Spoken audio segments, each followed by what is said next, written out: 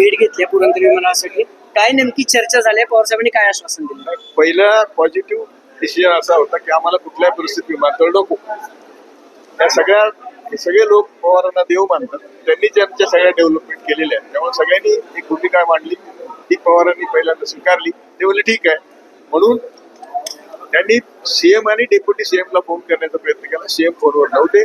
Deputy CM ला बोलले. अजित पवारांना सांगितलं तू पालकमंत्री आहेस, तू या सगळ्या तुम्ही पालकमंत्री असल्यामुळं इथे यांच्या सगळ्यांची मिटिंग घ्या. तुमचं त्यानंतर आम्हाला असं म्हणले की तुमचं सगळ्यांचं मिटिंग मध्ये काय ठरतं त्यानंतर आपण बसू. तर तेव्हा शरद पवार पर्सनली आम्हाला खूप पॉझिटिव्ह वाटले. बाकीचं काय व्हायचं शेतकऱ्यांचं काय म्हणणं मांडलं शेतकऱ्यांनी साहेब? हेच मानलं की आम्हाला कुठल्या परिस्थिती जमीन द्यायच्या नाहीत. आम्ही रुपया करून संसार उभा केलेला आहे. आम्ही उद्ध्वस्त होऊ, आमची मुलंबाळं उद्ध्वस्त होतील, कुठल्याही पैशाने ते आम्हाला कॉम्पेन्सेट होणार नाही असं शेतकऱ्यांनी मांडलं. आणि शरद पवारांनी कुणाला फोन लावला? अजित पवारांना अच्छा, फोन. पहिल्यांदा देवेंद्र फडणवीस लावला, नंतर अजित पवारांना लावला आणि देवेंद्र मिटिंग मध्ये होते.